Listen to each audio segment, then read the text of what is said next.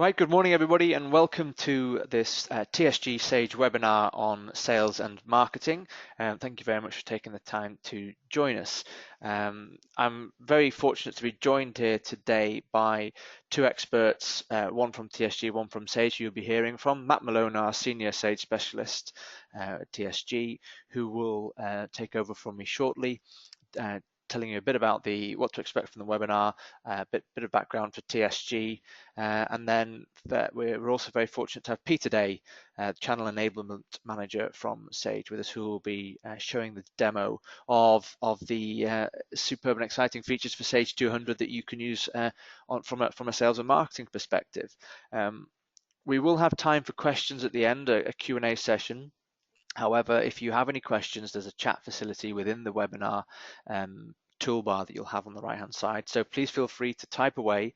If we have time or there are pertinent questions, then I'll ask Peter or Matt during the presentation. But bear in mind, we've also got time at the end, so we'll hopefully be able to cover any questions that you have then.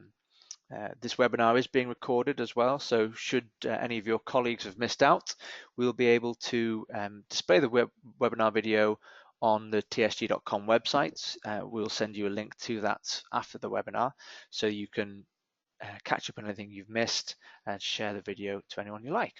Right, I think that's enough housekeeping from me. So yeah, if any questions, please type away. Otherwise, I shall hand over to Matt and get started. Thanks very much, Matt. Thanks very much, Will. Good morning all, and thanks for joining us. This is the first of a two-part webinar that focuses specifically on the sales and marketing modules that come as part of your Sage 200 suite.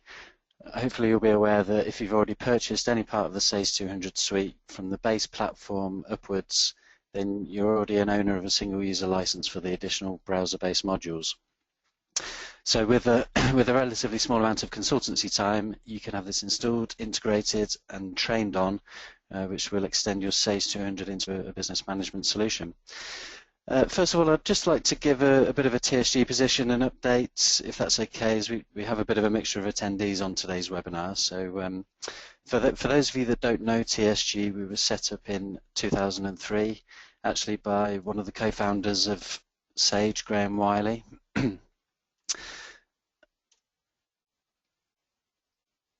His idea was to set up a national company that would provide consistent technology support and services. So now we're 13 years in and 27 acquisitions later, we've brought together a great combination of skills and expertise across the UK. So just also to run through some of the numbers so that it gives you a bit of an idea of what TSG is all about. So we've got, at the moment, we've got 11 offices around the country. There's a bit of a sort of a geothermal map there of where our businesses are, and the purple dots on the map are where our offices are at the moment. We're a 36 million turnover company with 400 employees. We've got one of the largest Sage help desks in the UK as well, and as you can see, we do hundreds of projects, thousands of installations. We've got 48 Microsoft certified professionals, and we're also very proud of our 7 Microsoft Gold competencies. So yes, as Will says, we're very fortunate to have Peter Day from Sage joining us this morning. Peter's our Channel Enablement Manager at Sage. So I'll hand over to Peter shortly, who will talk in a bit more depth and give you a run through of some of the product's main functionality and benefits. Once Peter's done his bit, I'll come back to you for a bit of a wrap up and also tell you a bit about what happens next. And hopefully we'll have some time for some questions and answers. Okay, so over to you, Peter. Thanks very much, Matt. Thanks, Will. Thanks everyone for coming along to today's session. As the guys have alluded to, the kind of whole focus on today is really focusing on the kind of sales and marketing components of the Sage 200 BMS solution. Just before we get into kind of product demonstration, I've just got a couple of slides that I wanted to go through just to kind of set out the kind of strategy for Sage going forward and the reasonings behind this kind of repositioning of our product portfolio. As far as BMS is concerned, which we'll refer to quite a lot, this is our business management solutions, and this is a global strategy that Sage have now adopted in how we're going to align and distribute all of our applications. So not just selling a financial application to manage those component parts of the business operations, but we want to sell a full end-to-end solution dealing with all of the different stages of a customer journey, from the initial interactions that we'll have perhaps even via our website through to, you know, obviously dealing with any kind of aftercare support issues. And it's very important to understand that our BMS solutions are very much sold as a kind of modular based platform, allowing us to plug in the key component parts that we need. Now, as far as the Sage 200 suite or ERP solution is concerned, it is a core and robust financial system. All right, obviously deals with all of the kind of operational sides of the organization, dealing with all of our financial, commercial and management information, reporting, etc. requirements. However, if we take a step back and look at what Sage 200's function within the business actually is that it effectively picks up from the point of view of a customer from the point at which a quote, or potentially more typically an order, is generated, and it will deal with all of the different steps involved in, you know, manufacturing that particular item if required, dealing with, you know, assembly of that particular item, dealing with its distribution, dealing with, you know, sending out the necessary paperwork to the customer, and obviously then the collection of any monies that are due. However, it doesn't effectively deal with anything that happens out with that process. And this is really where the sales, marketing and service component kind of fits in, and it deals with all elements of the customer journey from acquisition right through to the kind of aftercare support. Now today we're going to be focusing primarily on the acquisition phase, so obviously, you know, focusing in on sales and marketing, but as Matt mentioned earlier, we will be having a look in part 2 at the kind of aftercare customer service or support elements. Now in addition, by having this kind of centralized system, it enables us to have a central store or repository of all of our key customer information, giving us this holistic or one version view of everything that's going on with the customers that we deal with. You know, being able to leverage and understand what's going on, what's happened in the past, and obviously what we're doing to progress into the future. All right, so giving us much more a better understanding about what's happening in our organization. Now, why is this important? Well, currently many organizations out there will operate in a kind of disconnected solutions environment where they'll have a specific tool that manages their sales process, a separate element for marketing, and then a separate finance team that deals with all of the kind of financial processing of their data. Now, from this, we have found that, you know, in many cases, employees that are customer facing in nearly half of occasions can't find the right information to answer any customer related questions or deal with any customer queries. And many, 61%, are having to access multiple systems in order to be able to find that information. All right. Now, obviously, that causes frustrations both for internal members of staff, so obviously them having to, you know, understand which system holds what information, but also from a customer service point of view, it doesn't give a very good customer experience if, when customers are dealing with us, we're not able to provide them with the information first time quickly and easily when it's required. And it can be very basic things like, you know, just giving them an update on what the status of any current orders that they have with us. All right. By not centralizing all of this information into one central place, you know, people are not aware of things that are going on within other departments within the organization. So that kind of collaboration and understanding, and also by giving that information to our customer facing staff, they are then empowered to obviously deal with customer queries much more effectively. All right, so having this connected solution is our whole kind of strategy and positioning kind of going forward. And I do want to stress, we're not just doing this with our Sage 200 suite, we are doing this globally with all of our ERP solutions, X3, and in localized areas across the world. You know, each of the local ERP solutions are adopting this same process.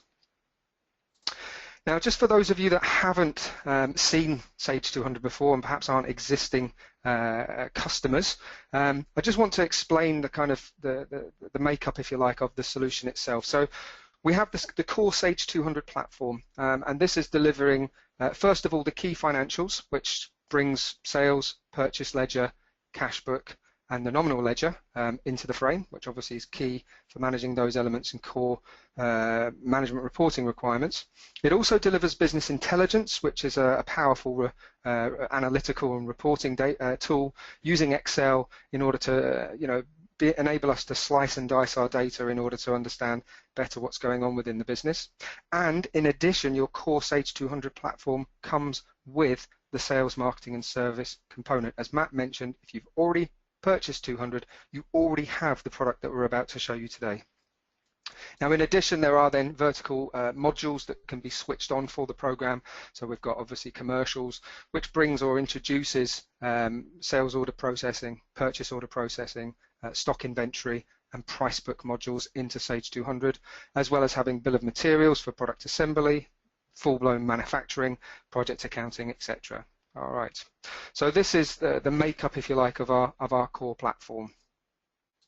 So what we're going to focus on today, as I say, is the sales, marketing, and service, focusing primarily on sales and marketing. Now, I like to think that this whole platform, this product itself, kind of delivers 5 key component parts out of the box into our organization. And the first key component part, which is one of the points that I've mentioned earlier, is that it introduces this kind of organization-wide central storage repository for all of the key customer information. And that's not just names and address information as a fancy Rolodex, but it's also all of the interactions or touch points, as we refer to, that have taken place between us and anybody else with inside my business and this particular company or individuals with inside that business. So it gives us a really good understanding about what's been going on between both people in my team or my department, but also in other departments in the organization. So that's really fundamental. The second key component part is all around sales tracking and automation. So obviously, from a business owner's point of view, which I imagine many of you are, we want to be able to understand what is going on within the business. How much do we have currently sat in the way of opportunities within the pipeline? What is our conversion rates like? Who is my top salespeople within the organization? Can we introduce process into the sales avenue in order to ensure that things are dealt with consistently across all of the different salespeople? But also, and I think for me, most importantly, by ensuring that key information is captured as a sale is processed through its journey, ensuring that people are recording and populating the information that we then require to be able to produce the reliable management information out of the back. All right, so that for me is a fundamental component part. So we're certainly going to be focusing on that. Marketing is key, and as always, companies out there will be spending money on obviously trying to generate leads, etc., into their organization by events, sending out electronic mailers. But I think also it's important for us to be able to understand what the effectiveness of that is, so measuring it, so fully tangible results as to say, we undertook this particular marketing effort, this was the volume of leads that then generated, and of those leads, X were converted into sales opportunities, and of those opportunities, so many were converted into closed and won business, and we acquired new customers, and the value of that was, X. That way, we know what is working for us as an organization and what isn't. Something I'll come back to talk about in a moment is obviously by having my sales and marketing service connected into my finance solution, we can also base our marketing information on customers' historical buying trends and habits. So again, leveraging that information, what we know about our organization, in order to drive future sales more effectively, and that way just getting a better return on any marketing spend that we have. The third key, or I suppose the fourth key component part is customer service, looking after our customers, after they've bought from us. And depending on what type of business that you are, in many cases, this may be the first touch point that you have with a customer. Certainly if we sell via an e-commerce site like Amazon or something like that, the first time we'll physically have an interaction with a customer will be if there has been a problem. So we want to make sure, again, by having this information all readily available to my customer-facing staff, that when that customer phones up with an issue, they've got all of the information to deal with that quickly, effectively and painlessly for that customer, to give them a great experience, retain their business, and hopefully, you know, with the advent of things like social media, that customer will then become an ambassador for us. All right, so that is a key component part. Again, something we'll look at in the second session. The fifth and final part is obviously having this integration into my finance system, and something that we'll touch on today is just showing you how that information can be used by, you know, people in sales, marketing roles in order to ensure that we are, acting on this key and core data that we have available. So that was just really the few slides that I wanted to run through in order to kind of set the scene. What I'm going to do now is jump into my CRM or sales, marketing and service solution. All right. So the first thing to mention about this product, for those of you that haven't seen it before, is that it is a web-based application. So you simply load up a browser, just like visiting a normal website. You will simply put in a dedicated URL, and this will simply allow you then to log on directly into the solution. All right. Now that's really particularly useful, and the reason why it's been designed this way is for mobility purposes. So again, if you've got field-based sales people that are out on the road, if they've got an iPad or something like that, they can physically access this data in real time on an iPad, and it looks and behaves exactly the same way as we will demonstrate here running it on my laptop. But equally, it can run on a laptop, and there are also iPhone and Android dedicated mobile phone applications that are available for the system itself. Now, a little bit of navigation just to get things started. First of all, we are taken into the program, first of all, into one of the 4 key areas, which is an area called My CRM. And as its name probably indicates, this is an area of the program that will present all of the information that is relevant to me as a user. So again, I'm not having to go and dig around and perform searches to find the information that I'm currently working on. It's all going to be presented to me in one simple area. The next area that we have is the team CRM area. So this is useful if I, collaborate with other colleagues in my team. I can, see what workload, caseloads everybody's got, help out when people are on holiday. But equally, if I manage a team, I get a nice top-down view, as we'll see later, of everything that everyone in my team are up to at the moment. Again, giving me that visibility. I'm not having to extract and pull this information in from various Excel spreadsheets that they've been filling in for me. I've got it all in one central view. Moving through, we then have a reporting area. Obviously, there are a number of static and standard reports available out of the box that we get with the solution, but equally, you can go on to build your own reports very quickly and easily. The 4th key component part is the marketing module, which is going to be something that we'll come to touch on just shortly. But within here, we can generate and process full marketing campaigns, as well as, if we happen to use some of the EDM services like Mailchimp and SwiftPage, there are plugins that are available out of the box in order to integrate these with those services directly from within inside the CRM program. Over here into the top right hand side of the screen, just a few other buttons to mention. The first one is this little notification panel here, which is particularly useful as it will present to me any key notifications that have been set up in the system to inform me about key things. So if I manage a sales team, for instance, it might tell me if there's been a large value sales opportunity that's been logged, so I can keep a close eye on it, or perhaps make sure it's allocated to my best salesperson. We've got a recent panel, so from an end user's point of view, allowing me to see all of the most recent records that I've been working on, as well as a little search option as well there. Very powerful, allowing me to search through all the different record cards or record types that we have. Finally, we then just have a simple green option on the right hand side there. Wherever I happen to be in the program, I can go about and add new content in. All right, so if I need to create a company or an email or something to that effect, I can very simply select on that button from wherever I happen to be and perform that appropriate action.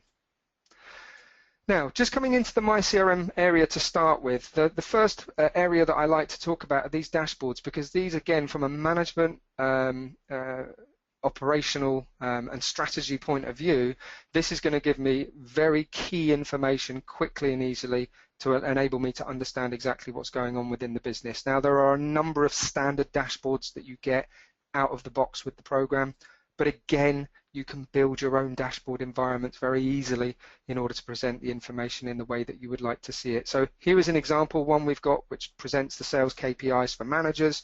So you can see here it's given me a nice comparison between the volume and value of opportunities that we've processed over the months in the year. We've got an actual versus target gauge chart. We've got a nice pipeline report over here on the right.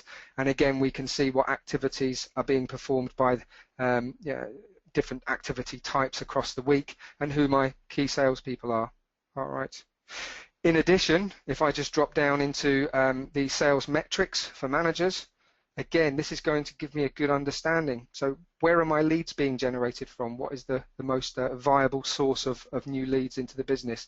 You know, if we've been losing deals out to specific competitors, who are we losing most of our deals to? And perhaps, you know, understanding the reason why that's happening. Down here we can see, you know, the volume of won versus lost deals by each of my salespeople, and also what their average deal close rate happens to be. So who are the kind of top performers? So there's a number of these standard dashboards that we have available within the system to kind of really present key information to us. As you can see, some of it can be graphical, some of it can be very simple list information, and it is possible for me to drill into what the underlying detail happens to be behind one of these graphs or charts that are presented. All right. So really, really useful facility within the system to present key information to me. Now I'm going to jump over to a second tab that I've opened up here, which contains my sales manager. And I just first of all want to mention, you know, fundamentally these dashboards can be used for key management information. However, they can also be used very effectively by your end users for operational processes that they need to perform. So again, from within here, we can have a series of different cells that will present the key information to the end user and also allow them to perform certain actions. So here we've got a list of all of the opportunities that Susan's currently working on, and if needs be, she could create a quick task against that particular opportunity, or she could progress it using workflow actions, something again we will touch on a little bit later on. All right, so a very, very useful part of the system. Moving through, we then have the calendar option. Now again, diary management is a fundamental part of the CRM system, so being able to manage and view everybody's diaries within the system is key. Being able to schedule on behalf of others, absolutely, you know, paramount. And one of the top questions that I typically get asked in regards to, you know, appointment and task scheduling is the obvious one. Can we have this synchronize over into my Outlook calendar and diary? And the answer is absolutely. All right, it's a couple of options that are available for me to have this information synchronized between both systems. However, what I always suggest that it is key that any scheduling is done within CRM, and the reason for this is when you schedule an appointment within CRM or a task, you can schedule it against the record to which you are going to be, you know, undertaking this particular task or appointment with. Those details will then pass over to your Outlook calendar when they are synchronized across. So those two key component parts, the dashboards, calendars to start with, are certainly key. Now moving on to what we're going to touch on, as I said, there were kind of 5 key components. You know, we're going to touch on kind of 3 or 4 of them today. The first one I want to just touch very lightly on is one of the key fundamental elements of the system, which is contact management. So I've just gone into my recent panel here. I've accessed the record card that I've used, and here we have a company record for Abbey Retail, and there are a selection of fields available, obviously, for me to capture any key details about this particular company. Now these are very much, you know, yours to build out and create and add to, you know, in order for you to collate and collect all of the information that's key and important for you. And you can use this information in order to, again, subdivide or separate your records into separate groups, perhaps for performing certain actions within inside the business. So, you know, the options are available for you to build this out, adding additional fields, and there's a plethora of different field types that you can create. But this is what a typical record card looks like out of the box.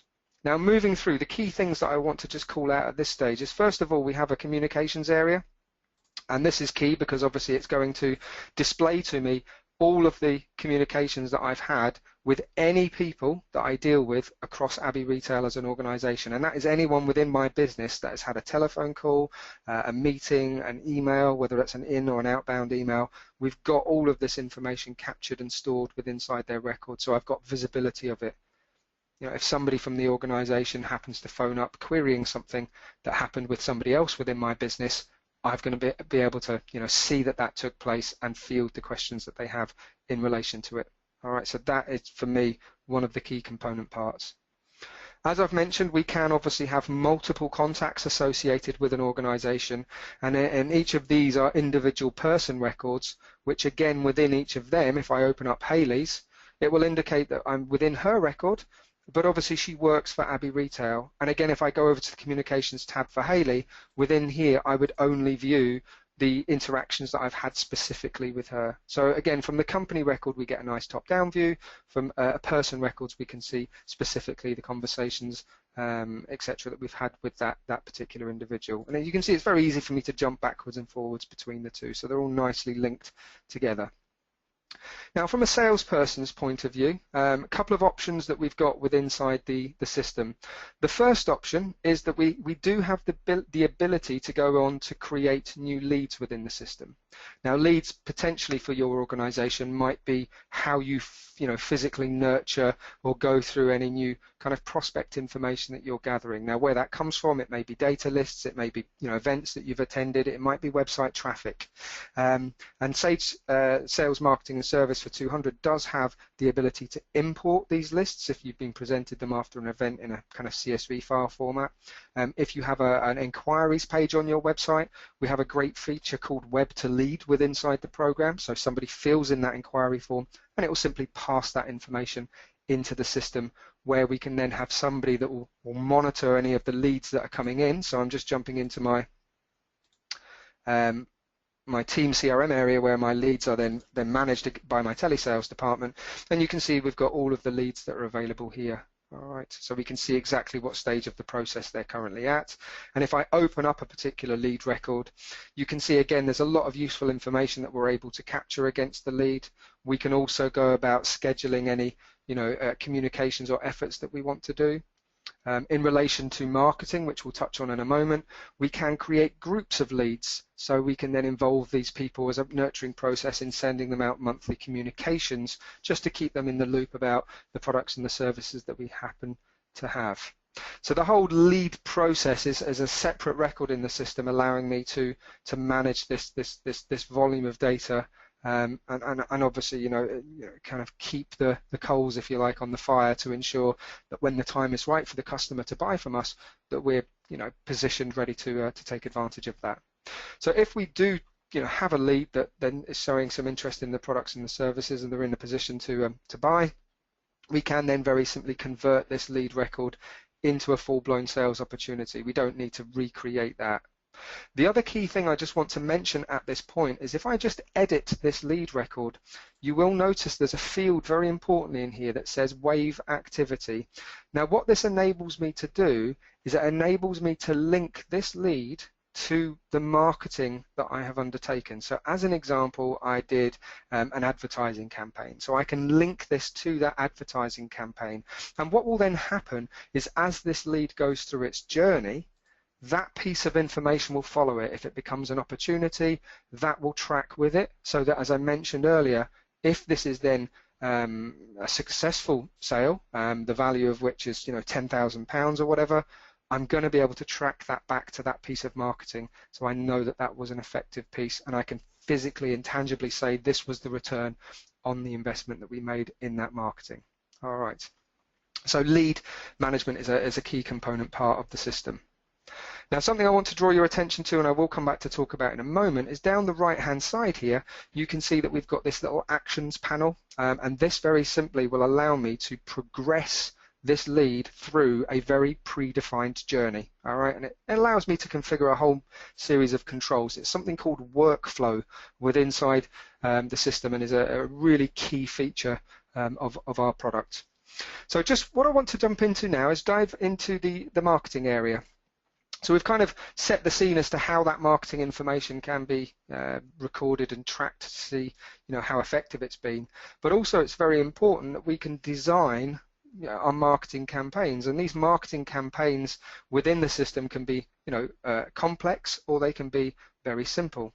So if I just open up one of my pre-existing ones that I've got here, where we're going to market a new product that we've got, you can see I can make this up of a varying different stages in my marketing efforts. So raising awareness, the actual event, and advertising, and perhaps how we'll follow up on that. And it can be made up of a whole series of different activities that we undertake, and we can obviously measure what budget and what actual cost we've had associated with each of these individual activities that we've performed. All right, whether it's cold calls, whether it's telesales calls, whether it's a mail merge, whether it's another activity that we need to perform, whether it's an electronic direct marketing campaign that we're going to be sending out.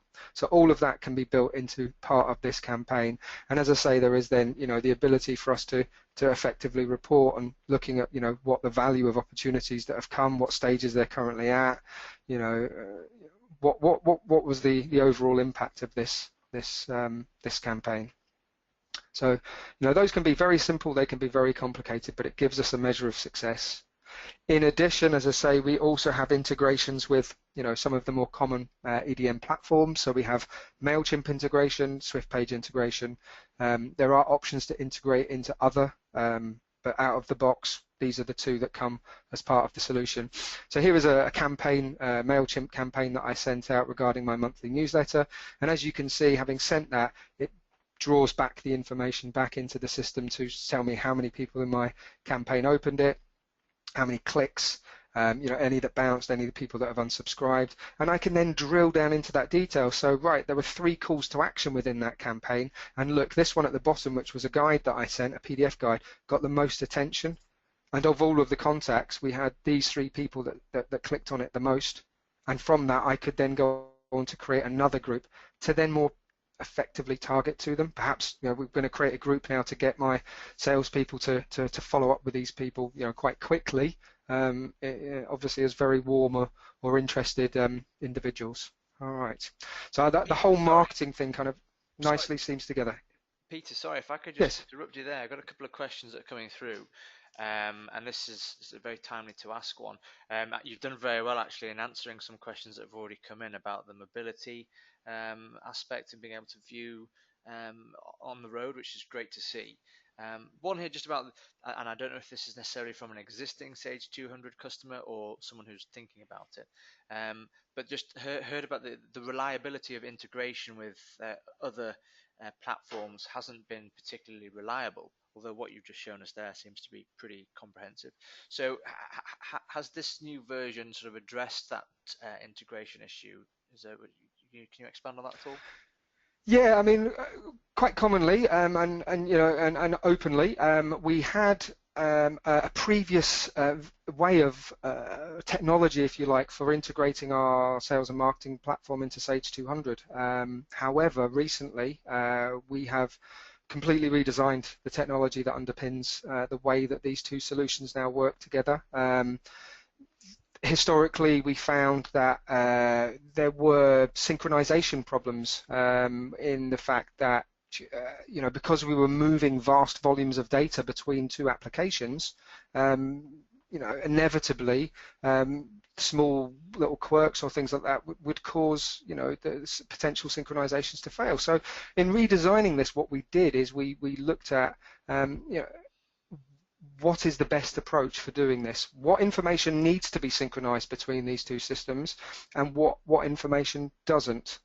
And I suppose that question does quite nicely lead me into kind of talking about the kind of touch points that we have between the finance system and our sales, marketing and service platform, because fundamentally we have this key financial information. We don't necessarily want to give our sales guys direct access into our finance system, but the information that's held in there is obviously quite key. So when we redesigned our connected solution, what we did is we decided that actually there's only a very minimal amount of information that physically needs to be synchronized, and all that synchronizes between the 2 platforms now is company, person, address, email, and telephone. All right, so only a handful of bits of information. Everything else, what we decided to do with it is we decided, well, for instance, all of the sales orders, quotes, financial-based information, well, that doesn't really belong inside our sales, marketing, and service platform. It actually belongs within our finance solution. So what we've done is we have very simply left the sales orders and quotes where they belong, but at the same time to give that information to our front office or customer-facing staff, we are able to surface this information directly inside the sales, marketing, and service interface. So you can see here, as an example, here is a list of all of the sales orders that I have for for Abbey Retail. And if I select on any of these, it's going to give me a lot of key information about that order. So it will show me the line items that's made up of it. It will show me the dispatches that have gone out and any invoices that have been raised. So again, if a customer phones up querying anything, they've got a visibility of that information. But I must stress, all of this information is held within Sage 200 and is just simply being pulled through in real time and surfaced with inside. So there's no synchronization, which is historically what we used to do. We used to synchronize all of the quotes and orders backwards and forwards between the two systems. So we've removed that. So therefore there is now going to be no issues with synchronization fails, because there is just simply no synchronization that's happening between the documents that we generate. In addition, if I jump across into my finance area, within here, we also want to make sure that my salespeople know what the status of an account is, what their credit limit is, what discounts we offer to that particular person. Is their account on hold or not? Billing and shipping address information can all be presented. And again, all of this is held in 200, managed by perhaps the finance team, but we're able to surface it with inside the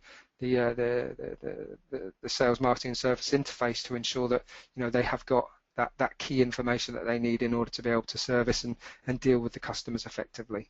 All right. So hopefully that helps to answer the questions around the integration between the two products, and obviously the obstacles that we've overcome. And I think one of the other call-outs that I want to mention is, because we've used a new technology, we now have what we call version independence between the two products. So historically, if you wanted to upgrade one product, you had to upgrade the other, whereas now you've got the freedom to upgrade them as and when you feel the features and the benefits are going to be beneficial to the business. Something else that we've done, and I suppose an issue to overcome, is historically what we found is if information was changed inside the CRM product, we then had to wait for a sync to run in order for that information to pass over to finance and vice versa. And on certain occasions, because the ERP system was set to always be the dominant one in the sync, there were occasions where data was being overwritten. So somebody changed something in CRM, somebody then changed something in 200. The sync was then performed in a 5-minute interval, and data was being overwritten. Whereas now we've removed that with something we call real-time data sync. So just to illustrate, there are a few fields, as I say, inside the company record that are linked. One of them is the website. If I change that field inside the CRM system, that automatically changes that data directly in real time against my Sage 200 system. So as quick as I can open up my sales ledger, locate the record card in question and have a look at their account, we can see that amendment to the email address has been made. Now, with the release of 2016, that is a bi-directional feature. So again, if I was to then amend that back to .org and save that change, going back into my CRM system and just refreshing that page, you can see that change is instantly made. So we're not relying on a sync to take place anymore. It's all happening real time. All right, so there's not going to be any issues with data discrepancies occurring. All right, and again, users can control exactly how that mechanism works. Now, just coming back to the sales piece, we've kind of covered off marketing. We've looked at lead management. However, and ultimately, what we're interested in is obviously full-blown, qualified sales opportunities. So, inside the program, again, whether it came from lead gen or whether it has come from just directly creating a sales opportunity with one of my existing customers, we have the ability within the system to keep a track of exactly what's going on. So again, against Abbey Retail, from here I can see all of the opportunities that I'm working on. In fact, from a salesperson's point of view, we have a useful little quick look tab. So it's going to show me all of the communications that we're working on, any future stuff that's coming up, any opportunities that we've got going on for them, and also, and importantly, any customer service cases or tickets that we haven't resolved as yet. So again, if I'm planning a visit or a conversation with the customer about an opportunity that we're working on, if I can give them an update on any of the issues that are currently being dealt with, that again is just going to give that complete solution to the customer, ensuring that we are familiar and aware of everything that's going on with their account and dealing with it accordingly. So just coming over to the opportunities area, very much like a lead record, we have a separate record which is going to be tied to the company and person that's dealing with it within the organization. And you can see there are a selection of fields available again in here, fully configurable to allow me to decide what information that we want to capture. Very importantly, across the top you can see we've got a multitude of tabs that allow me to track and record any meetings, phone calls that we're planning or have completed against this opportunity. So again, if I'm managing a team, I can review all of the activities that my salespeople have been up to, what the outcomes of those have been, and what they have obviously got planned as kind of next steps. Very importantly, we've got quotes and orders, which we'll come back to touch on. However, what I want to talk about first of all is down here on the right hand side. As I mentioned earlier, we have something called workflow inside the program, and everything that we deal with, all of the record cards that we have, can all have workflow attributes associated to them. So quite often I get managers saying to me, oh, I don't want my sales guys being tied up spending inordinate amounts of time updating information within the CRM interface. So what we can ensure is that we build efficiency into the process and ensure consistency across the business. At the same time, however, ensuring that we are still capturing all of the key information so that we're then able to understand what is going on within the business. Now, just to illustrate this, if I just jump across into my administration area, and this again is something that would be designed and it can be built as part of the kind of project. Here is what my standard opportunity process workflow looks like. So it enters as a new opportunity, comes in as a lead, and then I've got options whether I want to qualify it, send it as a proposal submitted, go to a demonstration, identify the fact there was a cross-sell opportunity, whatever the process happens to be. And against each of these steps and stages, I am able to configure exactly what needs to happen, and that is at quite a granular level. So I can specify that when somebody clicks on the button to do a proposal submitted, that it updates the stage for me, it presents the value of the forecast so they can fill it in, it fills in the certainty percentage, it gives them the opportunity to change the user that it's assigned to, it might send out an email, it might schedule a task in my diary for something that I need to complete.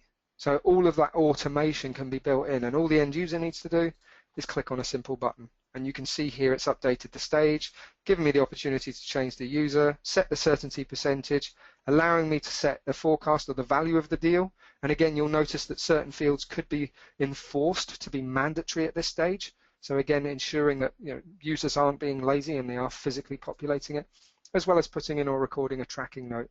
And on updating that then moves the opportunity through its process. So again, a user is not going to be able to skip steps unless we've designed loops within the workflow design. We're going to be getting some useful tracking information to see all of the different steps and stages that the opportunity has gone through, from cradle through to grave, and obviously all of the actions that the user has undertaken. More importantly, if we come in to have a look at my team opportunities, you can see if I'm managing the direct sales team, I can see at what stages all of the opportunities are currently sitting at, what the value of that is. Again, if we're getting towards the end of a period that's key, half year, financial year end, quarter end, or whatever it happens to be, as a sales manager, I can have a look and say, right, we've got 38 opportunities out for proposals submitted. Here are they all? Who's working on them? And ensure that we kind of try and drive this through to kind of sales fulfillment before the end of a key period. All right, so again, all of that information is going to be accessible by ensuring that people are working through a very controlled and predefined process in order to stipulate this is how we want sales to work within the business. And I want to stress, you can have multiple workflows available for sales opportunities. So if you've got different types of products and services that you sell and you deal with them in quite different ways, you can obviously have those set up accordingly. Now, just jumping back over to that opportunity that I was working on, fundamentally, we still, we again have the ability to go on to create a quote or create orders against it. All right. And what's key to mention here is if we generate an order, it is a Sage 200 order. So if I just very quickly go to create a new sales order and I call up a particular product line that we have, so we've got some blenders that we sell there, and I'll sell them out of my location warehouse that I've got. And we'll just keep it simple with just one item. You can see I save that order off against the opportunity within the sales, marketing and service. I've instantly got visibility of the details, where that's currently at, what stage it's at, It's currently a live sales order. Here is the sales order number that has been generated within Sage 200. And if I take that information and jump into, have a look at my sales order list, you can see there is that sales order in real time, instantly available in my finance system for then somebody in the operational side of the business to pick that up and process it accordingly. But at the same time, the information is surfaced back inside sales marketing so that the salesperson can keep an eye on the order. The customer happens to query, exactly where it's at. In the process, they can very simply come in and say, yeah, the items have been dispatched. They should be with you in the next couple of days. And those types of questions are going to be able to very easily and quickly be answered, again, by having all of this information collated and stored in one central point. All right. So just coming back to have a look at the My CRM area, I did mention the fact that it's going to surface all of the information relevant to the user. So again, if Susan May is one of my salespeople, sales manager, she's working on her own set of opportunities, whereas within the team area, we get a look at everything that's going on. Inside her own opportunities area, again, she's going to be able to much more effectively manage what's going on within her pipeline. Remembering everything that I've showed you here is all going to be available for users to be able to access, remotely on mobile devices. So again, if she's out and about, she can very simply have a quick look or review on her pipeline, perhaps even make some telephone calls in order to try and close some business. All right, so it's just giving that freedom and all of the collated information into one central point. The final couple of points that I just really wanted to make. The first one is obviously just to highlight the fact that out of the box with the system, we have kind of primary record card types. All right, so we've got a company record for capturing all of the key company information, persons, etc. We've got cases, which we'll look at in our second video for support issues. We've got opportunities, we've got leads, we've got communication. So they are, if you like, the primary record card types that you get within the system. However, I do want to stress that if you have an industry-specific requirement, you can add additional entities into the system itself. So to give you some examples, I have built in a consultancy role ones for project management for companies managing any jobs that they're dealing with. Companies that sell equipment, they want a machinery record card type so they can track the machines that they've put at particular customer sites, and also off the back of that manage any warranty or service contracts that are associated with that piece of equipment. All of that is possible to extend and build out this central platform within your business to kind of centralize everything that you do within the organization. All right, so that was one of the key points that I want to make. The other key point that I just wanted to mention, and really the final point, is that in regards to the integration that we touched on earlier on and ensuring that we've got all of this key commercial and financial information available to our end users, one of the other key things that we ensured that we retained when we moved from an integrated solution to the new connected world is that we wanted to ensure that we continued with a really popular feature called form launching. Now, form launching will very simply allow one of my CRM users to launch a Sage 200 form, but importantly, they will not require a Sage 200 license to do so. So here you can see we get the full order entry window that those of you that use Sage 200 will be familiar with. And if you've had any enhancements applied to it via third-party add-ons that are available in the marketplace, all of those will be available to the end user. So, I mean, again, it is possible to extend the forms that are presented to an end user inside the interface quite easily and simply in order to make any key additional features available. All right. To give you an example, if I just jump back over to the finance area, quite a popular one is the transaction inquiry form, which again, those of you that use Sage 200 will be familiar with, giving us a wealth of information about the transactions that have gone on with this particular account, so we can have a look at the the nominal breakdown if it's relevant to us, any transactional memos that have been applied for reasons why the customer might not have potentially paid a particular item. So again, just that joined up approach to presenting and making available all of the information fundamentally to each of our end users. So that kind of quite nicely brings us to the end of this session. As I've mentioned, what we will be covering as part of part 2 will be focusing more on the kind of cases management side of the system. All right. So thanks very much for your time. I'll pass back over to Matt now to finish off. Okay, great. Thanks very much, Peter. That was great. I think it really highlights the benefits in those modules. Before I hand back to Will to see if there's any more questions that have come in, firstly, please don't forget that, as Peter said, this is the please don't forget that the second part of this webinar is being held next week, Tuesday, the 19th of July, same time, 10:30. On that webinar, we'll be focusing on the service module for login cases and so on. So make sure you're registered for that if not already. Just a quick note about what happens next. If you don't already have my email address, then please make sure you make a note of it. It's matt.malone@tsg.com.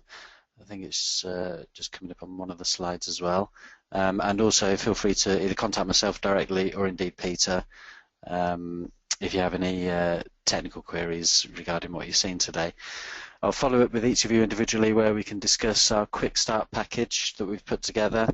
This will allow you to get up and running with the modules, plus any other queries you might have from what you've seen this morning.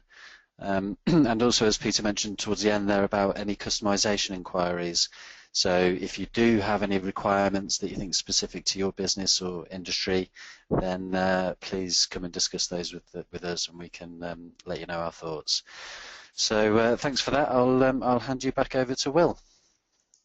Lovely, thanks very much, Matt and Peter. I'll just bring this slide back to where we should be. There we are, Q&A. A couple of bits covered there already.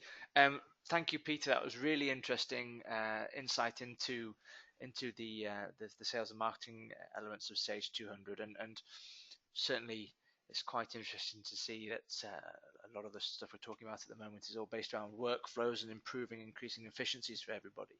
So yeah, that's good to see. We did say at the beginning of this webinar that we'd try and make sure that Peter had no sight of any of the questions that were coming through the system in case he inadvertently covered them, which he pretty much did anyway. So very comprehensive presentation there, Peter. Thank you very much. A couple of quick questions for you, though, and I think these are quite standard ones that get asked quite a bit, but still useful to cover. Can user licenses be shared within an organization amongst multiple users? What's the crack there, Peter?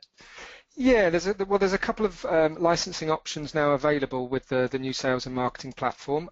So first of all, you can have a concurrent user. So if you feel that you've got individuals that will only need to use the system on a kind of ad hoc basis, concurrent user licensing might be a more effective option, and what it basically restricts is the number of combined users that can be logged into the system at any one time, but does not restrict the number of users that can be set up. The alternative is if you feel that actually everybody in the business will typically log on to the system, a bit like Outlook, the first thing that they'll do when they log into the system in the morning, then a named license option is available, which is cheaper, but obviously then restricts the license to the specific named user. Lovely, thank you very much. Hopefully that should answer that one. If you have any more questions, by the way, keep them coming in. I think we're just down to the last question at the moment. And probably, one for Peter. I'm interested to hear what Matt's thoughts on this as well from a sort of TSG consultancy point of view. Is it possible, Peter, at the very beginning you talked about all the modules and the additional elements in here. Is it possible to select, or how easy is it to select the elements available for users within Sage 200? Well, the 200 side of things itself, with the financials, the commercials, etc., has a system administration platform that obviously allows roles to be created and configured to ensure that the users that are accessing that element are, restricted as to exactly what they can see, what they can do. And similarly, within the sales and marketing service platform, there are very comprehensive user controls to dictate, who can log in, and very importantly, what data that they can access when they log in. So again, if you've got a sales environment where people work regionally, you can very much restrict it so that they're only able to see records within the dedicated region, but perhaps have a manager that can obviously see all of the information. So there's a whole series of very comprehensive restrictions and controls that can be used to manage access to data and functionality. Excellent, great. Matt, I'm not sure if you want to add anything to that one. or Peter answer that quite comprehensively? Yeah, no, I think that's pretty much covered everything. Thanks. Okay. Yeah. Well, one has just come in, which might perhaps be one for you, Matt.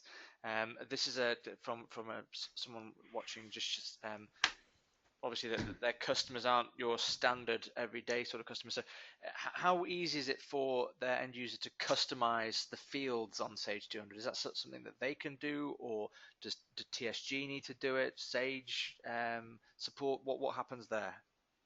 Well, as part of the training, this is one of the things that I'll go through with you individually to discuss, because every every implementation can potentially be different with this product. But as a quick start kind of package, what we would include is standard training for end users, but we'd also provide in some admin training. So you can specify a certain number of users, sort of high top level users that will understand the system perhaps a bit better and can go in and define certain things. So if you've got a industry sector drop down list against a company record and you wanted to add different industries or maybe an entirely new field altogether, then that kind of admin training will be able to give you that the tools necessary to do that. Obviously, what Peter was talking about, if you needed to create an entirely new entity, for example, for project accounting, then that's a bit more in depth and perhaps something that we'd need to discuss with you.